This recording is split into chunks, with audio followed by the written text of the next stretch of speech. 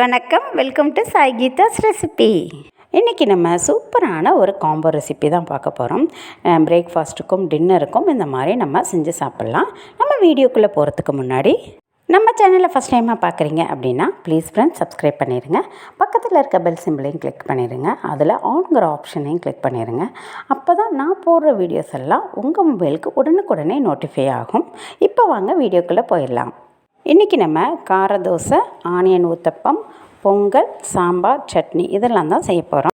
First சாம்பாருக்கு தேவையான பருப்பை நம்ம ஊற வைக்கணும். அதுக்காக நான் 3/4 பங்கு துவரம்பருப்பும் 1/4 பங்கு பாசிப்பருப்பும் எடுத்திருக்கேன். இது நல்லா 2 முறை கழுவிட்டு நம்ம ஒரு 10 நிமிஷத்துக்கு ஊற விட்டுறணும். துவரம்பருப்பு மட்டும் போட்டு செய்கிற சாம்பாரை விட இந்த மாதிரி பாசிப்பருப்பு கலந்து செய்கிற சாம்பார் இன்னுமுமே ரொம்ப டேஸ்ட்டாக இருக்கும். வெண்பொங்கலுக்கு 1 டம்ளர் பச்சரிசிக்கு 1/2 டம்ளர் பாசிப்பருப்பு எடுத்திருக்கேன். இது ரெண்டையும் ஒன்றா சேர்த்து நல்லா 3 முறை கழுவிட்டு 1 டம்ளருக்கு 3 டம்ளர் தண்ணி வீதம் ஊற்றி ஊற வைக்கணும். நம்ம 1.5 டம்ளருங்கிறதுனால 4.5 டம்ளர் தண்ணி சேர்த்துப்போம்.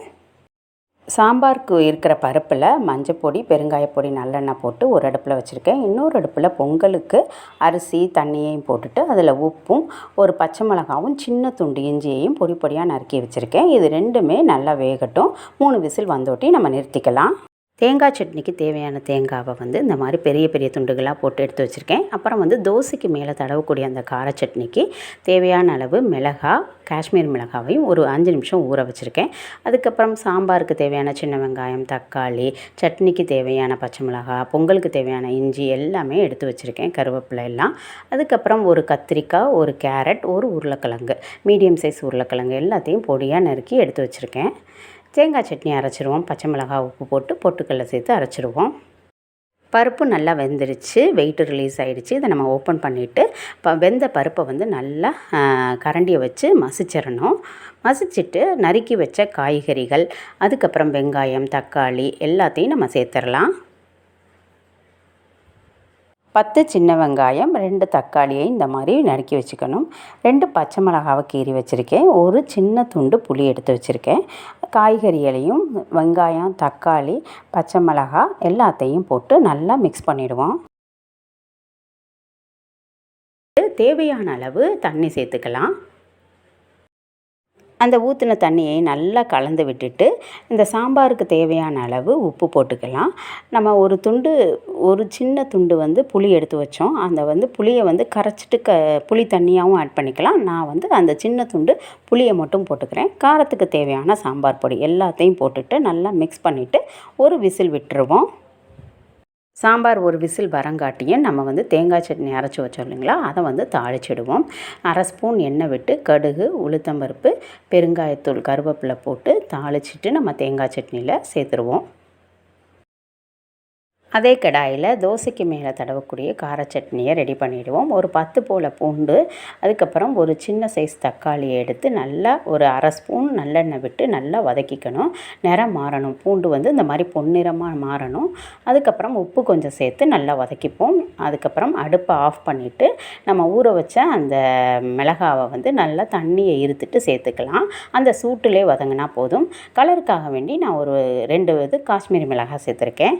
ஆறின பிறகு 1/2 ஸ்பூன் 1 ஸ்பூன் அளவு தண்ணி சேர்த்து இந்த மாதிரி அரைச்சி எடுத்து வச்சுக்கணும். பொங்கலும் நல்லா வெந்துருச்சு.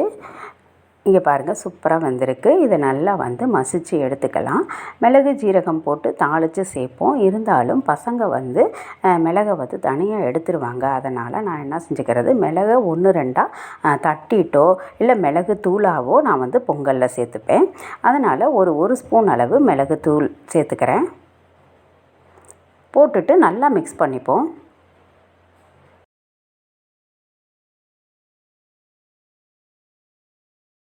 பொங்கலுக்கு தாளிச்சிடுவோம். நெய் தேவையான அளவு ஊற்றிக்கிட்டு முந்திரி பருப்பு, ஒரு சின்ன பச்சை மிளகாவை பொடியாக நறுக்கிட்டு ஒரு சின்ன துண்டு இஞ்சியையும் பொடியாக நறுக்கி சேர்த்துக்குவோம். ஜீரகம் ஆல்ரெடி மிளகுத்தூள் போட்டதுனால ஒரு 1/2 ஸ்பூன் மிளகு சேர்த்துருக்கேன். நல்லா நிறம் மாறின பிறகு நம்ம பொங்கலில் சேர்த்துடலாம். பொங்கலும் ரெடி ஆயிடுச்சு.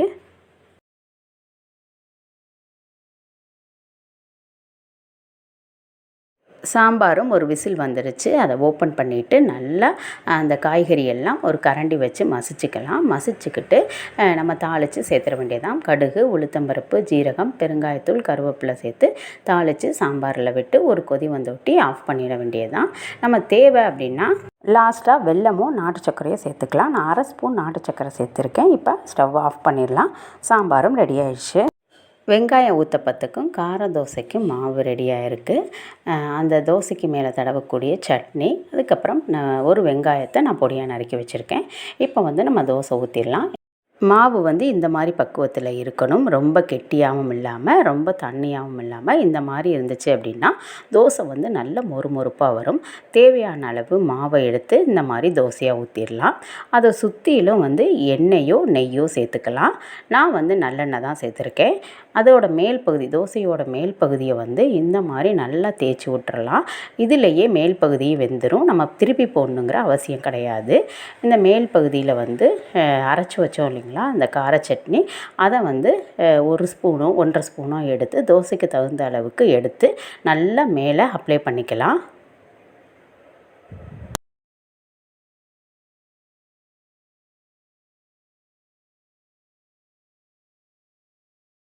இந்த மாதிரி நல்லா தடவிட்டு நம்ம வந்து தோசையை எடுத்துட வேண்டியது தான். இங்கே பாருங்கள், சூப்பராக இருக்குது பாருங்கள். தோசை, கார தோசையும் ரெடி ஆயிடுச்சு.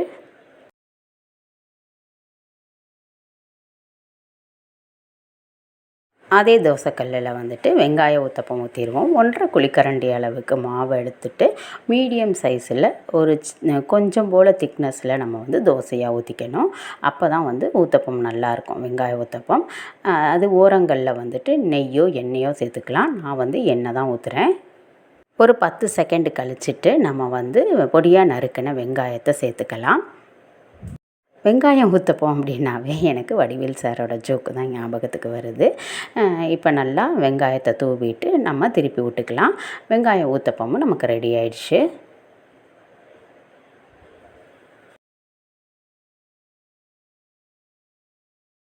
கார தோசை, ஆனியன் ஊத்தப்பம், வெண்பொங்கல், சாம்பார், சட்னி, அதுக்கப்புறம் இட்லி மிளகாப்பொடி எல்லாமே ரெடி ஆகிடுச்சு. நீங்களும் இந்த மாதிரி ஒரு வீக்கெண்டில் டின்னராகவோ பிரேக்ஃபாஸ்ட்டாவோ செஞ்சு சாப்பிட்டு பாருங்கள். எப்படி இருந்துச்சு அப்படிங்கிறத வந்து மறக்காமல் கமெண்ட் செக்ஷனில் சொல்லுங்கள். இந்த வீடியோ மூலயமா உங்களுக்கும் ஒரு சில ஐடியாஸ் கிடச்சிருக்கும்னு நான் நம்புகிறேன். என்டர்டெயின்மெண்ட்டாக இருக்கும்னு நான் நினைக்கிறேன். இந்த வீடியோ பிடிச்சிருந்துச்சுன்னா சின்ன லைக் கொடுங்க. உங்கள் ஃப்ரெண்ட்ஸ்கிட்டையும் ஷேர் பண்ணுங்கள். Okay, thank you friends. Bye. Thanks for watching.